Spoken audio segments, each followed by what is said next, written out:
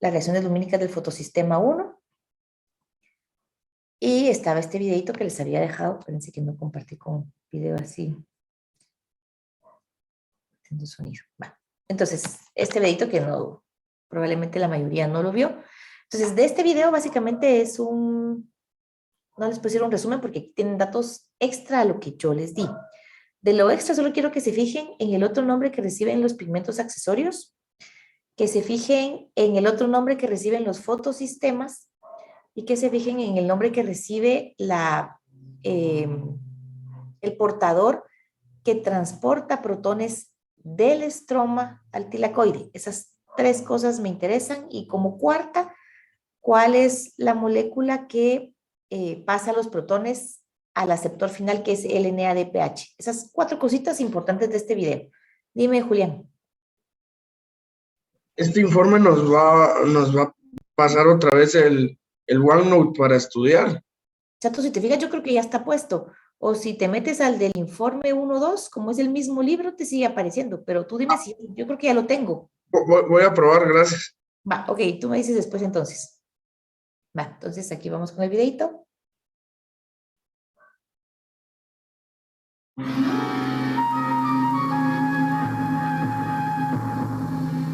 Conceptos científicos.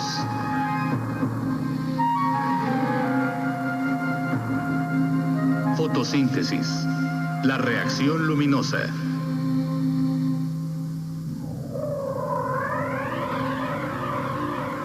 Esparcidas en la membrana del tilacoide, millones de unidades fotosintéticas capturan energía solar a través de la reacción luminosa.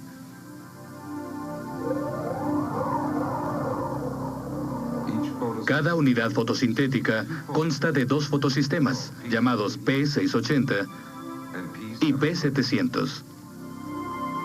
Las moléculas del pigmento verde clorofila A absorben energía tanto de P680 como de P700 a partir de los fotones. La clorofila A absorbe un fotón directamente, si éste tiene la cantidad adecuada de energía. Si el fotón no tiene la energía necesaria para la clorofila A, entonces los pigmentos antena absorberán su energía y la transmitirán a la clorofila A. Los fotones bombardean constantemente a las moléculas de pigmento y son las dobles ligaduras de las moléculas las que son afectadas. Un fotón golpea uno de los electrones que forman esta ligadura y desplaza a los electrones de sus órbitas. La molécula se vuelve deficiente en electrones y deben reemplazar constantemente los electrones perdidos.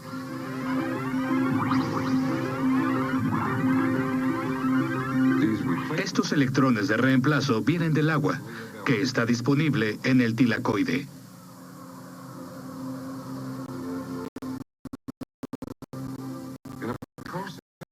A través de un proceso llamado fotólisis, las moléculas de agua se rompen, dando dos electrones,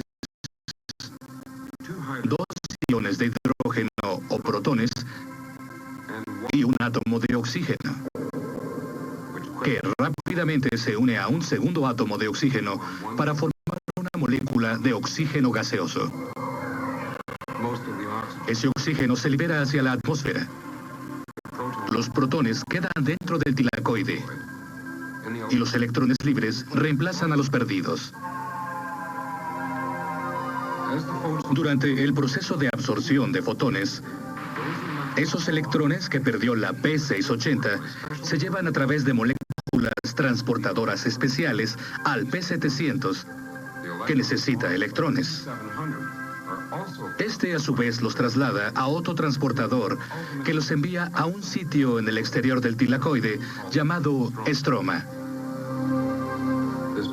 Este proceso de movimiento de electrones del agua a la P680 y a la P700 y al estroma se llama sistema transportador de electrones. El sistema transportador de electrones consiste en una serie de reacciones de óxido-reducción.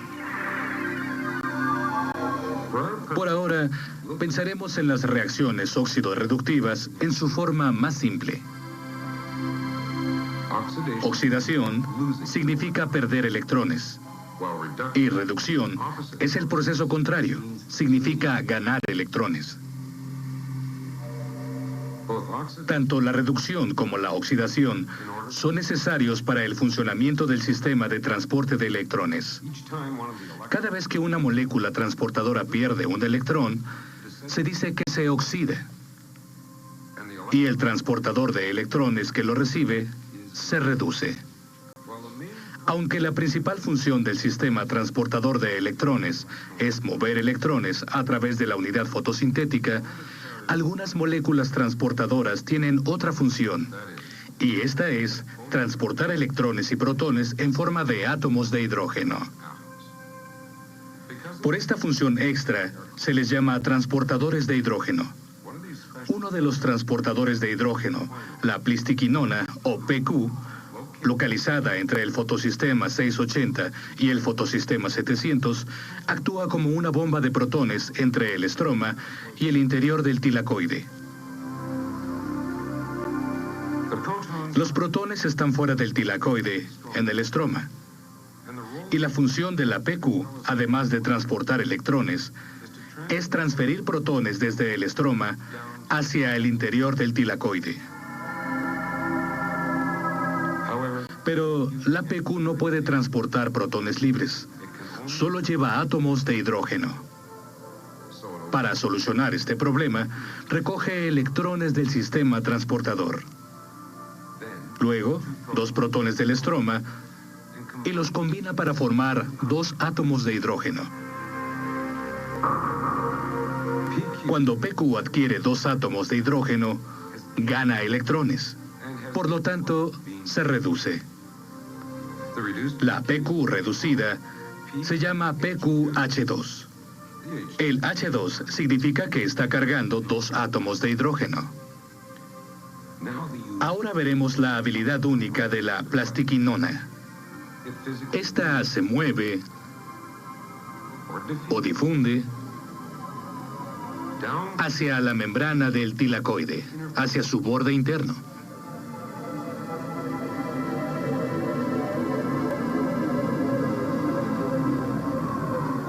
Donde libera los 2 protones hacia el interior del tilacoide y regresa los 2 electrones al sistema transportador, hacia el sistema fotosintético P700 que necesita electrones. Sin su carga, la plastiquinona regresa al principio y reinicia el proceso otra vez. Además del fotosistema 700, hay otros transportadores de electrones en el sistema.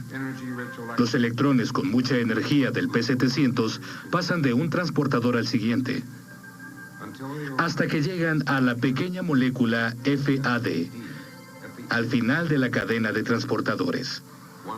Cuando FAD adquiere 2 electrones, una molécula de NADP se acerca para recogerlos. Pero NADP carga hidrógenos.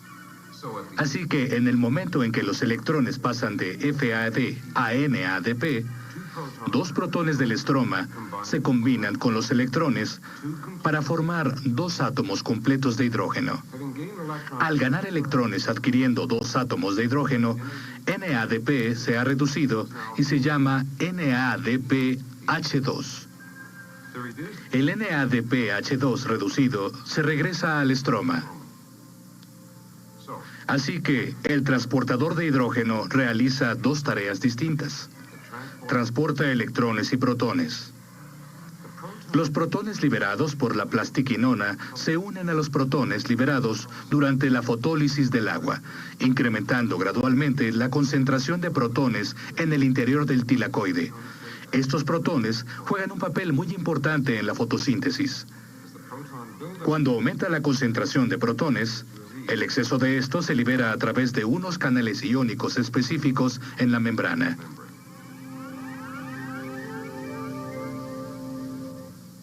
En el extremo externo de cada canal hay un gran complejo enzimático llamado partícula CF1. Cuando los protones pasan a la CF1, Esta utiliza parte de su energía para convertir el ADP, adenosín difosfato, en adenosín trifosfato, o ATP. Toda la reacción luminosa ha culminado en esto, la producción de ATP. Ok, el único errorcito de este video es que aquí dice que es NADPH2 y es NADPH. De ahí todo lo demás, súper bien. Entonces, solo se recuerdan de anotar esas 4 cositas que les dije.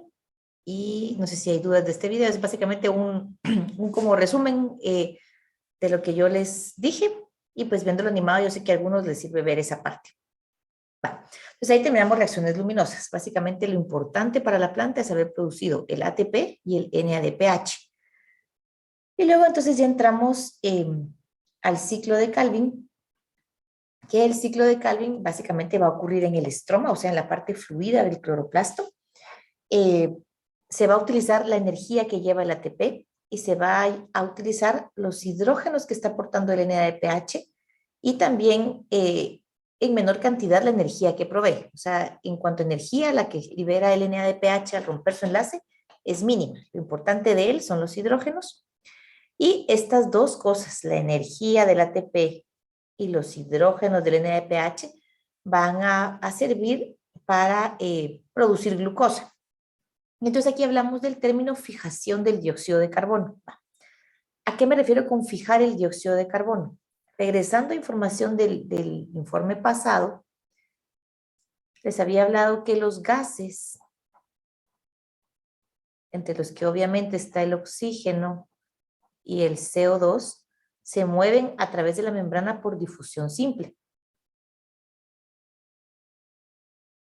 Esto quiere decir que estos gases por su tamaño pueden atravesar la capa de fosfolípidos fácilmente y sin problema a favor del gradiente. Entonces el CO2 puede moverse y salirse de la célula con facilidad. Lo que ocurre en el ciclo de Calvin es que tenemos una molécula orgánica, que si ustedes se recuerdan, la mencionamos en el informe 1, que es la ribulosa. Esta era una pentosa. Y cabal en esa tablita que les puse yo en esa ocasión, la ribulosa decía azúcar que se encarga de la fijación del dióxido de carbono. Entonces tenemos la ribulosa y gracias a las enzimas, la ribulosa captura, atrapa o se une, como ustedes quieran ver, una molécula de dióxido de carbono. Y entonces este dióxido de carbono que era gaseoso, al unirse a la ribulosa que obviamente es sólida, se vuelve parte de una molécula sólida, que ahorita vamos a ver cuál es, molécula sólida, y entonces ya no puede difundirse a través de la membrana. Por eso es que hablamos de la fijación del dióxido de carbono, porque ya lo estamos fijando adentro de la célula y este que originalmente era un dióxido de carbono ya no puede salir cuando se le da la gana, ¿sí? Esa es la fijación del dióxido de carbono. Va.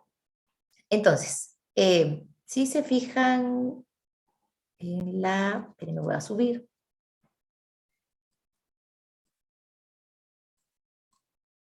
Acá, va.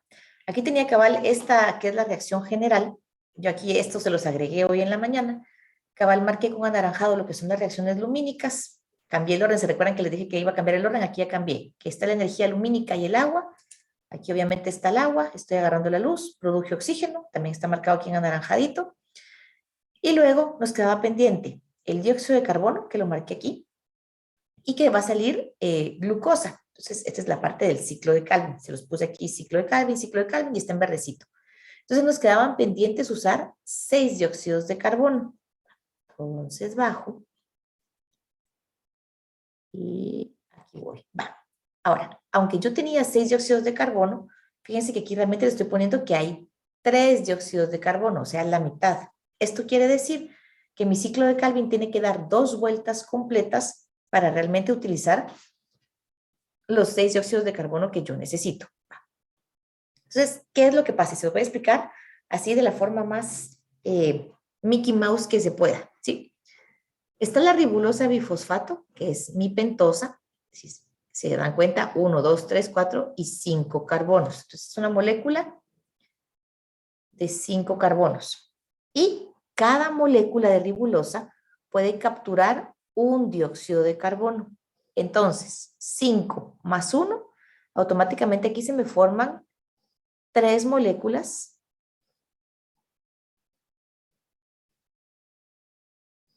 de 6 carbonos. Este es un compuesto muy inestable.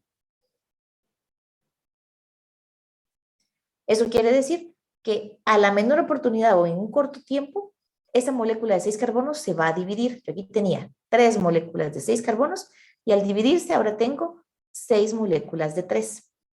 Este PGA que yo tengo aquí, este es el ácido fosfoglicérico. Va, ok. Entonces, este ácido fosfoglicérico va a ser modificado utilizando la energía de 6 ATPs y los hidrógenos de 6 NADPH. Básicamente lo que va a pasar es el NADPH suelta su hidrógeno y con la energía del ATP, este hidrógeno se pega al PGA. Entonces, cada hidrogenito se va a pegar a una molécula de PGA y con ese hidrógeno extra y alguna reorganización espacial que ocurre, porque realmente los carbonos con sus enlaces ya no quedan de la misma manera, se produce el G3P. Este G3P se llama gliceraldehído 3-fosfato. O sea, utilicé la energía del ATP para pegar los hidrógenos que estaba soltando el NADPH. Entonces yo ahora tengo 6 moléculas de G3P. De esas 6 moléculas, una molécula sale del ciclo y me quedan 5. Entonces aquí me quedan 5 moléculas de 3 carbonos, que es el gliceraldehído 3-fosfato. Aquí uso la energía de 3 ATPs y básicamente lo que voy a hacer es una reorganización donde de estas moléculas, 5 moléculas de 3 carbonos, yo convierto a 3 moléculas de 5 carbonos, que nuevamente es la ribulosa bifosfato. Entonces, esas ribulosas nuevamente vuelven a quedar disponibles para agarrar los otros 3 dióxidos de carbono y vuelve a salir otro gliceraldehído. Entonces, de 2 vueltas del ciclo de Calvin, voy a poner aquí 2, porque son 2 vueltas del ciclo de Calvin, yo produzco uno en mi primera vuelta y produzco el otro en mi segunda vuelta del ciclo de Calvin. Y entonces, una de estas moléculas tiene que sufrir un reordenamiento de sus enlaces y ya después de ese reordenamiento, estas moléculas se unen entre sí y básicamente 2 moléculas de 3 carbonos que se reorganizan y se pegan, me forman una glucosa. Entonces, esto es como lo más sencillo de cómo explicárselos. Así como se los puse, ¿cacharon qué es lo que pasa en el proceso? ¿Sí? Va. Entonces, esto que les acabo de decir, vamos a ver ahorita cuáles son cuáles son como las fases, digámoslo así. Entonces, el ciclo de Calvin ocurre en 3 procesos o 3 fases. Entonces, etapas del ciclo de Calvin. Etapas o fases, no me recuerdo cómo dice su libro. Ahí buscan ustedes, pero es lo mismo. Va, ok. La número 1 es la fijación del dióxido de carbono.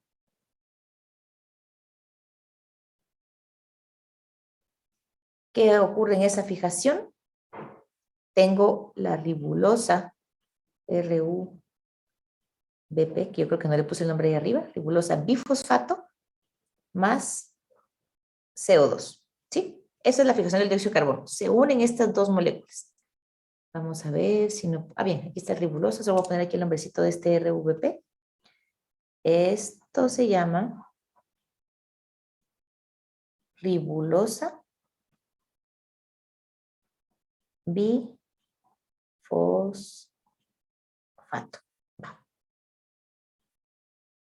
En algunos libros o videos, creo que ese es el que le voy a poner, encuentran RUVP, porque en lugar de bifosfato dicen difosfato, la misma cosa. Va, entonces eso es lo que ocurre en la etapa 1, fijación del dióxido de carbono, pego el dióxido de carbono a la RVP. ¿Cómo lo pego? Por medio de enzimas que ya están en el estroma. Luego, la segunda etapa es la formación del gliceraldehído 3-fosfato. ¿Cómo logro eso? Lo logro con la energía del ATP e hidrógenos del NADPH. ¿Sí? Y la tercera etapa, o la tercera fase, es la regeneración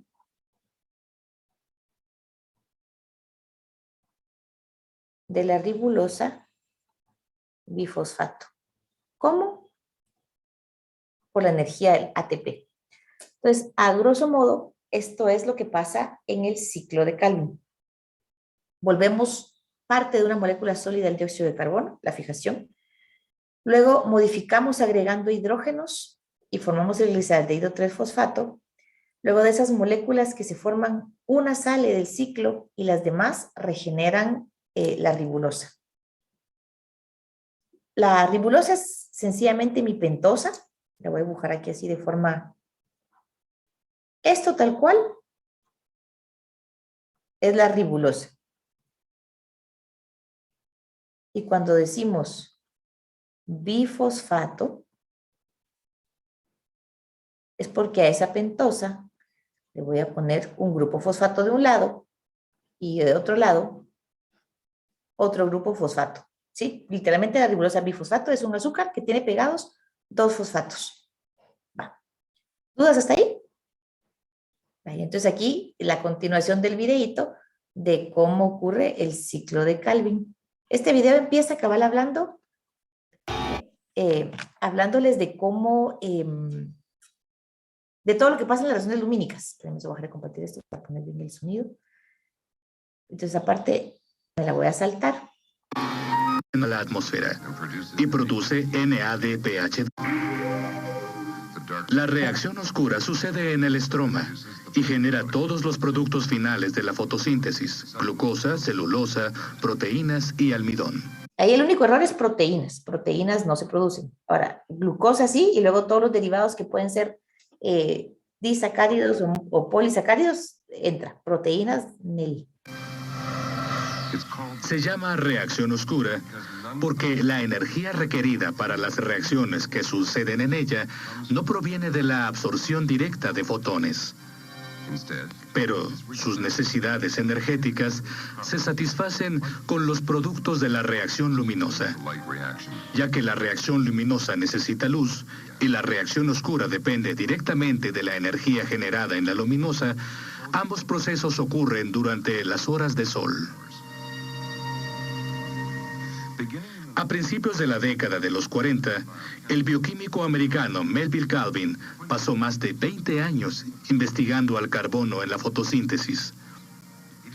Descubrió que la reacción oscura en realidad es una serie de reacciones responsables de la incorporación del carbono proveniente del dióxido de carbono a las moléculas orgánicas. Esta serie de reacciones llegaron a conocerse como el ciclo de Calvin. Calvin experimentó con la clorela, una alga verde unicelular, ya que podía controlar su tasa de fotosíntesis en el laboratorio. En sus experimentos, nutrió al alga con dióxido de carbono que contenía carbono 14 radioactivo.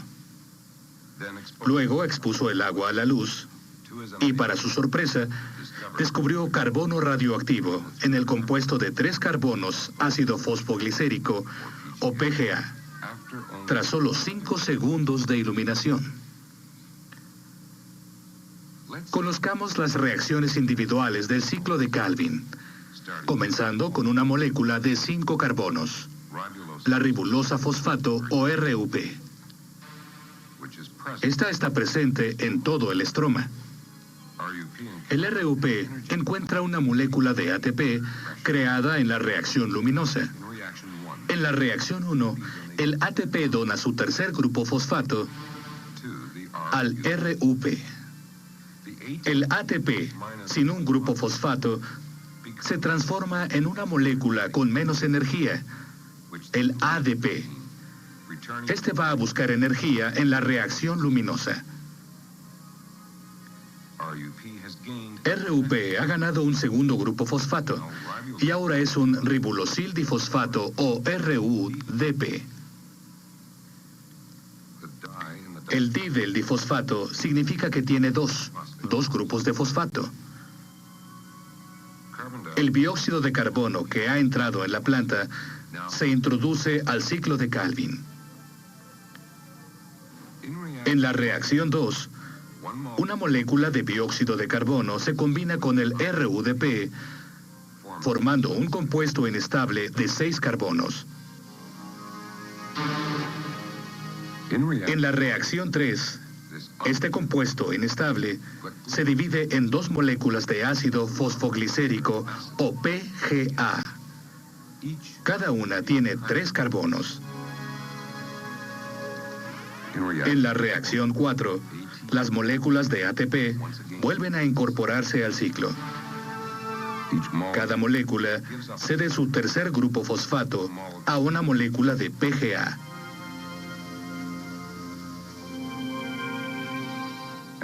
Y cada molécula de PGA que ha ganado un fosfato se convierte en DPGA o ácido difosfoglicérico.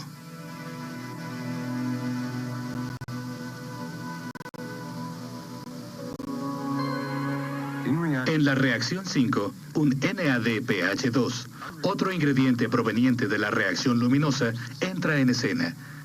Y el NADPH2 da la energía a cada molécula de DPGA.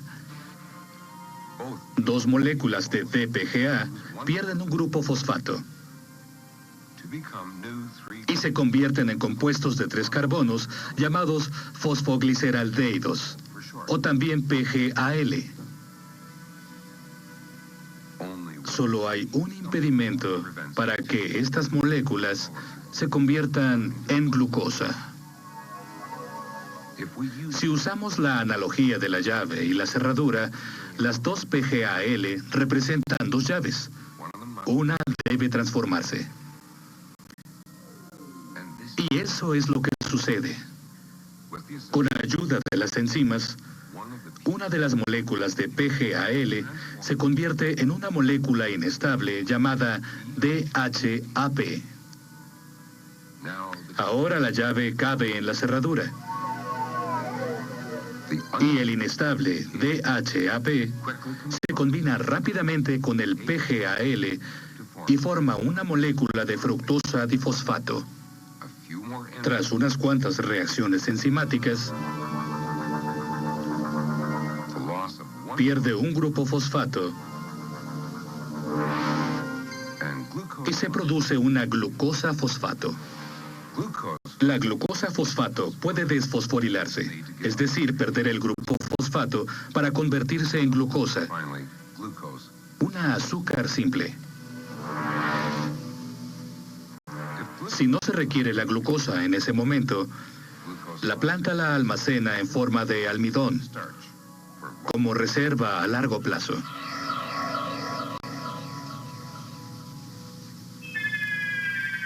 Revisemos otra vez el ciclo de Calvin.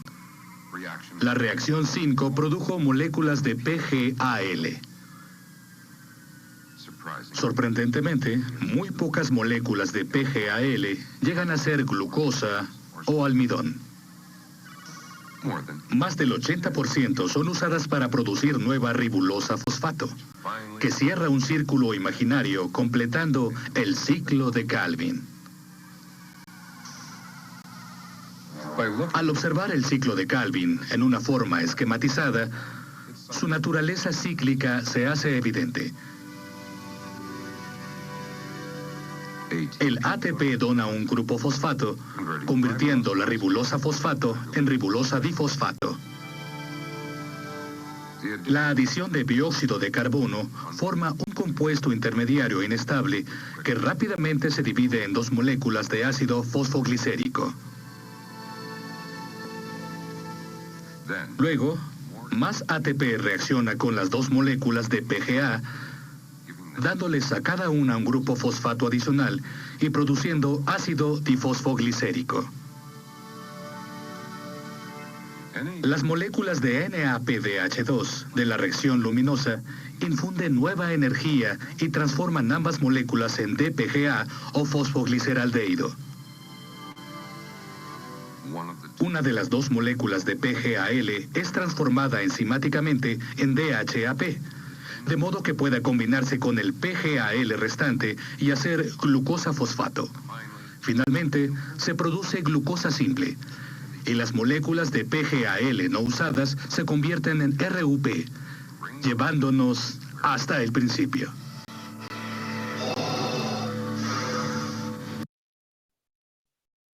Ok, entonces ahí estamos con eso. Luego, cabal, aquí está esta imagen que es de su libro, donde cabal se hace un resumen de lo que pasa en todo el proceso de la fotosíntesis. Si ustedes se fijan, empezamos con el fotosistema 2, donde ocurre la fotólisis del agua, se produce oxígeno e hidrógenos. Este electrón excitado entraba a la cadena de transporte 2, cuando ya estaba en estado basal, llegaba al fotosistema 1 y sustituía a la que había perdido esta clorofila, cuyo electrón ya había entrado a esta cadena de transportes. Al final de el último aceptor de electrones aquí es el NADPH que está oxidado y se reduce a NADPH. Ahí acabamos con esta molécula biológica. Estos hidrógenos que se produjeron por montones aquí en la hidrólisis del agua, perdón, en la fotólisis del agua, entran por la ATP sintasa, para que se da un nombre distinto en el video, y entonces la energía que genera este gradiente pasando por acá es el que forma el ATP. Y estos hidrógenos son los que al final de cuentas se van a usar aquí en la formación del NADPH. Por eso nos podemos dar cuenta que esta formación de ATP es anterior a la formación, aunque aquí se ve como por orden que el NADPH se forma antes, no pude haberlo formado si los hidrógenos no hubiesen salido. Entonces, la formación de ATP es justo aquí en el fotosistema 2, y luego ya los hidrógenos que salieron son los que van a formar el NADPH en el fotosistema 1. ¿Estamos ahí con esa parte?